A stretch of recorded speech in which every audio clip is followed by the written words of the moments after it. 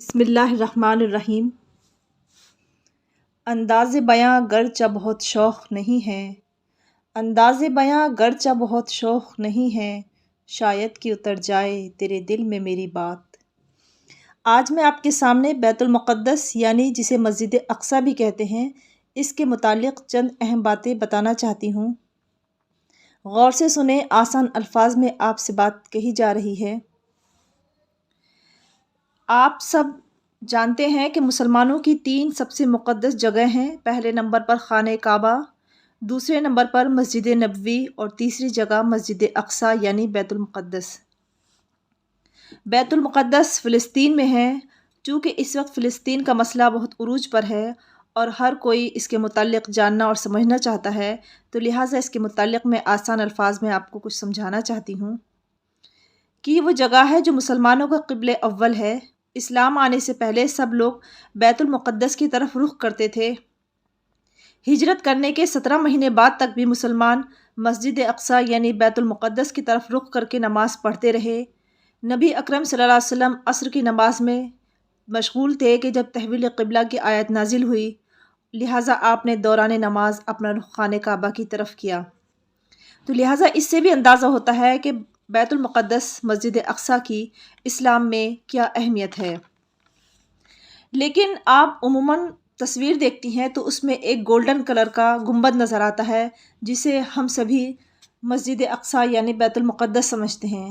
حالانکہ وہ مسجد اقصیٰ بیت المقدس ہرگز نہیں ہے، بلکہ اسی احاطے میں ایک اور وہ علاقہ ہے جس پر نبی کریم صلی اللہ علیہ وسلم نے سورہ بنی اسرائیل کی آیت نمبر 1 ہے کہ سبحان الذی اسریٰ بعبدہ لیلا من المسجد الحرام الی المسجد الاقصی الذی بارکنا حولہ۔ اس آیت کے مطابق نبی کریم صلی اللہ علیہ وسلم نے جب شب معراج کا سفر کیا تو جبرائیل علیہ السلام آپ کو بیت المقدس لے کر گئے۔ وہاں بیت المقدس میں نبی کریم صلی اللہ علیہ وسلم نے تمام جتنے بھی ان سے پہلے نبی مبعوث ہوئے تھے ان کی امامت فرمائی، نماز پڑھائی۔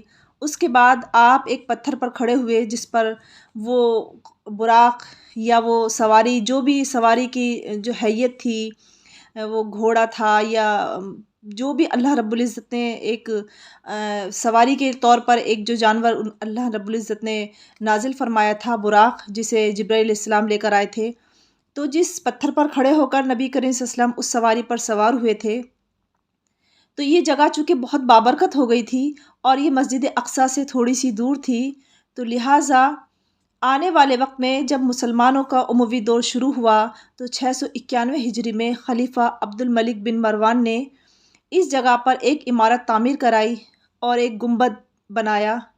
یہ وہ جگہ ہمیشہ کے لیے خاص بن گئی کہ اس پر نبی کریم صلی اللہ علیہ وسلم نے براق کا سفر شروع کیا تھا۔ جبکہ بیت المقدس اسی سے تھوڑی سی دور موجود ہے، اس کا جو گنبد ہے وہ گولڈن کلر کا نہیں ہے، بلکہ اس سے تھوڑا سا سائز میں بھی چھوٹا ہے، اور وہ عمارت اصل میں بیت المقدس یعنی کہ مسجد اقصیٰ ہے۔ وہ عمارت جو عبد الملک بن مروان نے بنوائی تھی، اسے آگے چل کر عرب کے ایک بادشاہ شاہ حسین نے اس پر ایک سونے کی لیئر یعنی کہ پرت چڑھوائی تھی، جس میں تقریباً 35 ٹن یا 35 من سونا لگا ہوا ہے۔ یہ گنبد بےحد حسین و جمیل ہے، اس وجہ سے لوگوں کا عموماً خیال یہی ہوتا ہے کہ یہی مسجد اقصیٰ ہے۔ حالانکہ تاریخی اہمیت سے، اسلام کی اہمیت سے، مذہبی اہمیت سے اس کی بےحد اہمیت ہے اور وہ مسجد اقصیٰ کے صحن میں ہی ہے، لیکن وہ مسجد اقصیٰ نہیں ہے بلکہ وہ گنبد صخرہ ہے۔ میں آپ کو مزید بتاؤں کہ فلسطین جو شہر ہے وہ ایک شہر نہیں، ملک ہے، اور اس کا ایک شہر یروشلم ہے جس میں ایک پہاڑی ہے جسے ٹیمپل ماؤنٹ کہا جاتا ہے۔ اسی پہاڑی پر مسجد اقصیٰ اور گنبد الصخرہ تعمیر کردہ ہیں۔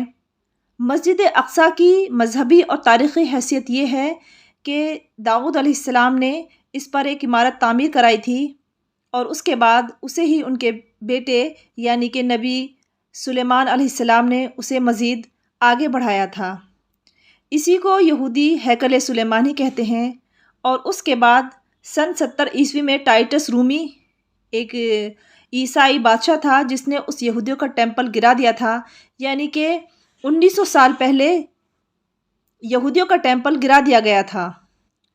مسلمانوں کے ان یہودیوں کے ٹیمپل گرانے سے کوئی تعلق نہیں ہے، لیکن اس چیز کو یہودی کہتے ہیں کہ مسلمانوں کے قبضے میں ہے۔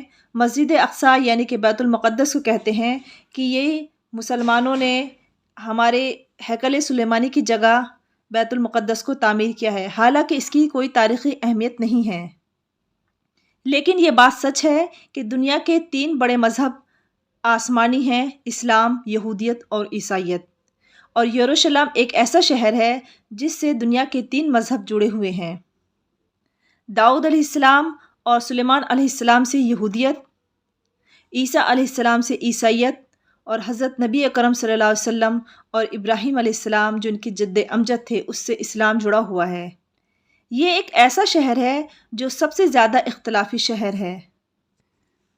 سیاسی اور دنیاوی اعتبار سے اگر دیکھا جائے تو یہ پورا علاقہ مسلمانوں کا ہے، جس پر یہودیوں کا ظالمانہ تسلط قطعاً غیر قانونی ہے۔ لیکن قرآن کا وعدہ حق ہے کہ دین قیامت کے قریب 3 جگہوں پر باقی رہے گا: ایک مکہ مکرمہ، ایک مدینہ اور ایک بیت المقدس۔ اللہ رب العزت سے دعا ہے کہ ہمیں صحیح دین کو سمجھنے کی توفیق عطا فرمائے، اور اللہ رب العزت امت مسلمہ کی بھلائی کرے اور تمام پریشانیوں سے امت مسلمہ کو نجات دے۔ وآخر الدعوانا ان الحمد للہ رب العالمین۔